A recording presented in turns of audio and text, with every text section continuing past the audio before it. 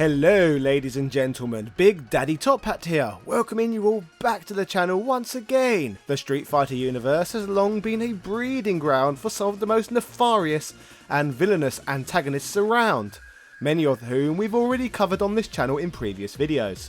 Capcom have created a rich and varied history of evil characters and bosses centered around the World Warrior crew, with some proving more effective and popular over time than others. For example, who can forget the towering master of Muay Thai himself, Sagat, or the dastardly dictator and leader of the Shadaloo Syndicate, M. Bison. Some villains are certainly more memorable than others, and in today's case, we are going to be engaging in a deep dive exploration of the history and backstory of possibly the most forgettable and ineffective main boss who would feature at the end of any of the Street Fighter games. That's right folks, today we are going to be putting the focus on the jacked up, genderless, Tesco value Silver Surfer looking main antagonist from Street Fighter 4 under the microscope. A last boss who in many ways was so redundant that he would even be outshone by other villains in his own game. That's right ladies and gentlemen, this is the story of Seth, a character that fouled hard. Yeah! Created specifically as an entire new boss character for Street Fighter 4, Seth was originally going to be called Kane, which was intended to be in contrast to fellow Street Fighter 4 debutant, Abel, which obviously was a sort of biblical reference. This moniker was dropped and he was instead named after former Capcom senior manager Seth Killian. Killian was a huge fan of Street Fighter outside of his role at Capcom, and said that it was a surprise to him, as it was not his idea to have a character named after himself. But he also said that he felt honoured to now be part of the series' history.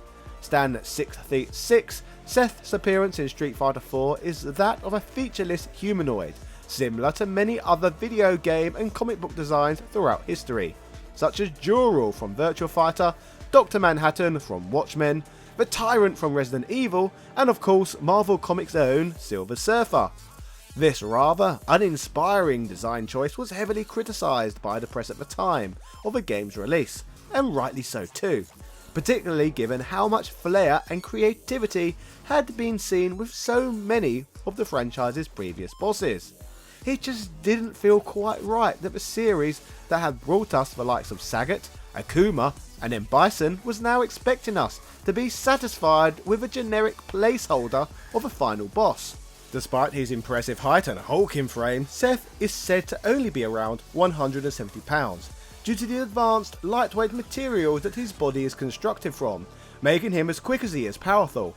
Seth also sports some rather threatening looking demonic fingernails that expand and retract at appropriate junctures, and his eyes change colour depending on what power he is using. Similar to previous titles, as the main big bad final boss, Seth isn't a selectable character in the OG arcade version of Street Fighter 4, but he does become playable in the home console versions of the game. Story-wise, Seth is one of at least 26 Shadaloo factory-created enhanced android beings. Seth was originally intended to merely be a potential replacement body for M. Bison, should the psycho power-wielding evil crime lord ever snuff it, and need to have his consciousness stored in a new vessel.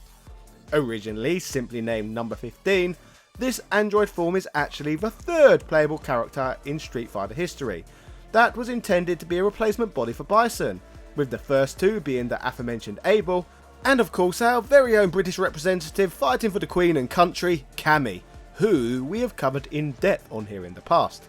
Number 15 and his fellow genetically engineered androids were all fitted with the powerful and mysterious tandem engines, which are largely mechanical devices adorned with the yin-yang symbol that sits in the user's abdomen and grants them immense strength. The tandem engine is said to be able to both artificially generate and harness ki, as well as absorb the powers and skill sets of defeated fighters. Number 15 and his inanimate robot chums were all programmed to collect data from all of the world's fiercest warriors, fighters and ruffians to create the most deadly hybrid style of mixed martial arts known to man. Basically, think of a rip-off of the androids from Dragon Ball Z. At some point during this process, number 15 showed that he was far more useful though than all of the rest of his android colleagues, and became CEO of the weapons division of the evil Shadaloo Corporation known as Sin, after he somehow developed sentience and cognitive abilities, sort of like that stupid Short Circuit movie from the 80s, but with more crimes and killings. These newfound abilities would be the catalyst for Shy retiring number 15 to have a makeover, with the android finally coming out of his shell and transitioning to the fabulous confident Seth. Using his vast newly found powers and intelligence, Seth genetically altered his body on a structural level, making him more than android, but now more than human too.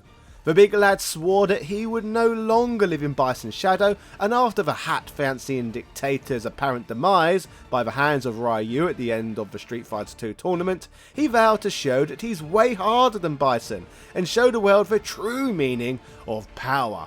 Seth's autonomy makes him equally as intelligent as Bison, with just as much ruthlessness and cunning as the Shadaloo boss, but possibly a better composure, as he always remains calm and concise. Despite this, he suffers from the same arrogance that can often hinder Bison, as is evident by Seth's insistence on laughing and gloating whenever he performs his most powerful moves. The smug git.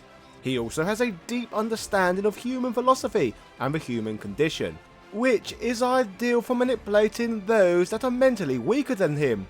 Given that the big shiny fellow already had an encyclopedic knowledge of almost every fighting style imaginable, due to all the data he had accrued from many of the world's deadliest martial artists during his time as a subservient droid, as well as all of the extra power and energy he has from the incredibly advanced tandem engine, Seth was becoming potentially one of the most dangerous warriors ever seen. This prior knowledge, coupled with the tandem, also means that he has the ability to bust out several extremely familiar looking special moves, popularised by several other Street Fighter characters at will. In fighting games, this somewhat popular trope is known as a Ditto fighter, with probably the most famous other example being that pesky Shang Tsung from the original Mortal Kombat, although Ditto fighter characters are by no means exclusive to fighting games. Amongst Seth's copied moves are series favourites such as Guile's Sonic Boom, which is pulled off using the much more convenient traditional quarter circle fireball motion, Ryu's Dragon Punch, which can have up to 3 follow-up hits added onto it, Zangief's Spinning Pile Driver, which sees Seth uppercut his opponent into the air before teleporting into pile driver position, and Chun-Li's Lightning Kick, which acts as a single kick followed up by a flurry of unseen force kicks generated by the tandem engine. Not only does Seth utilise a dizzying array of some of the most effective moves in the whole series, most of them have also been modified in some way to either add extra hits or make them harder to avoid, thus making several of them borderline overpowered. His big moves are no joke either, as the smooth-headed cyborg can pull his opponents in towards him via the massive mechanical device embedded in his gut, and absorb their special moves directly, which can then be activated. This all led to the original incarnation of Seth in the base version of Street Fighter 4 being widely derided by fans for being way too powerful and poorly balanced. Capcom themselves even realised the error of their ways and had several tweaks and nerfs added to the boss character in updated versions of the game. Assistant producer of the arcade version of Street Fighter 4, Ryota Nitsuma, even stated that Seth was stronger and more overpowered than Capcom had anticipated. With a design that was seen as lazy and uninspired, and a silly array of moves that was seen as cheap and no fun to play against, there was an understandable amount of backlash directed towards Capcom's humdrum new creation. As Street Fighter 4's main antagonist, it is Seth himself who organised the tournament in an attempt to collect all the remaining data needed for Sin to complete a secretive project known only as Bliss. No one is quite certain exactly what the project entails, but it is known that the acronym stands for Boiling Liquid Expanding Cell Explosion. Seth's arcade story begins with him being informed that an incredibly powerful competitor had been laying waste to his opponents, and there is a strong suspicion that it may be Bison. Seth vows to make sure that the old Shadaloo will never rise again, and swears he will prove to the world that Bison is nothing more than a ghost, even if he does happen to be a ghost with an absolutely tremendous taste in hats. Seth continues through the tournament, dispatching all his jabroni foes on the way until he squares off with Abel, who is looking for answers on just who he is. Playing as Seth after doing away with Abel and an imposter number 21 robot, Seth manages to land himself a really cushy gig as Lord and Emperor of planet Earth, as he sits atop his throne celebrating a job well done. Seth, for many reasons, as we just explained, was on the whole not a popular character within the Street Fighter series, with the return of Street Fighter 2 villain M. Bison to the franchise being of far more interest to fans than the invention of this guy. In fact, M. Bison's ending sees him reaching Seth at the Sin headquarters. Here he attacks Seth, renouncing his mindless servitude, which makes him useless to the dictator. Seth protests that he has almost rebuilt M. Bison's empire, which had fallen into decline since the Second World Warrior tournament. However, M. Bison counters by saying that everything that has happened has in fact been part of M. Bison's plan. After literally coming back from the dead, M. Bison takes his spot back as Street Fighter's main antagonist, and claims that Seth was merely a puppet, essentially resulting in a terribly underwhelming story that embarrassingly would later be used by Disney in Kathleen Kennedy's god-awful Star Wars sequel trilogy. Seth in Street Fighter 4 was positioned as the Snoke of the Street Fighter universe, with M. Bison serving as Street Fighter 4's Emperor Palpatine, and somehow M. Bison returned. Rather surprisingly, the lack of fanfare that Seth would receive would not mark the end for the character, as Seth would be back in Street Fighter 5. Seth went through a rather drastic change in the intervening years between the release of Street Fighter 4 and the release of 5, with Capcom wanting to steer away from the generic, formless look and instead lean more into the fact that the character is entirely genderless. Adopting a far more feminine look and defaulting as female, Seth now has the frame of a large, muscular woman, with a face heavily resembling Juri, probably not a coincidence given that it was Juri that revived her, and long flowing hair, or at least something that resembles hair, styled with a high ponytail that has the appearance of a black halo. This version of Seth is also known as Doll Unit Zero, one of a long line of doll robots appearing in Street Fighter lore. This makes Seth actually the second character in the Street Fighter universe to have the distinction of being genderless, with the first being 12 from Street Fighter 3 Third Strike. Capcom explained this shift in design in a statement put out when Seth was announced for the upcoming Champion Edition of Street Fighter V, when Matt Edwards stated, "You may be wondering why Seth looks somewhat different than in Street Fighter 4. In truth, Seth is more machine than human, and was never male or female to begin with. Seth's exact origins were never made abundantly clear, but this character didn't make it through the events of Street Fighter 4 entirely unscathed. The form you see here is the remnants of Seth's biological brain paired with the body of Doll Unit Zero." Well, thank goodness that's been cleared up. It seems that fans and the press alike were far more enamoured with this new version of Seth, with both the character's design and mechanics being far better received than the lackluster boss we got in Street Fighter 4. Seth was actually revealed to the world in this form after the 2019 edition of the Capcom Cup, when Yoshinori Ono, and of all people professional wrestler and recipient of more of Jim Cornette's vitriol than almost anyone, Kenny Omega, took to the stage to announce Seth as the 40th and newest member of the Street Fighter V Champion Edition roster. Seth's story in Street Fighter V begins with Juri reactivating Doll Unit Zero, only to find it awakening with Seth's personality, much to her surprise. It quickly becomes apparent that this new incarnation of Seth is unstable and just as hell-bent on revenge and taking out Bison as last time we saw them. After defeating Juri and proclaiming that they are a king and not your stupid doll, Seth sets off to rid the world of the hat-obsessed maniac once and for all. Seth's intuition is clearly not what it once was, due to their currently unstable state, and they end up mistaking both Ed and Fault for Bison. When Fault realises that Seth was only drawn to her and Ed because of their use of psycho power, which is also why they were both mistaken for the evil Burke. She notices that Seth is only fighting the shadow of Bison, leaving the pair of them free to make a sharp exit while the delusional and now completely barking mad Seth fights things that aren't really there. Poor confused Seth.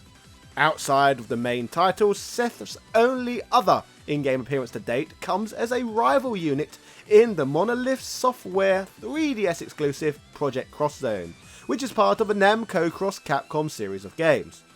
Outside of video games, Seth makes several prominent appearances in the popular Udon series of comics, specifically in the Street Fighter IV run, which focuses on the new Street Fighter IV characters.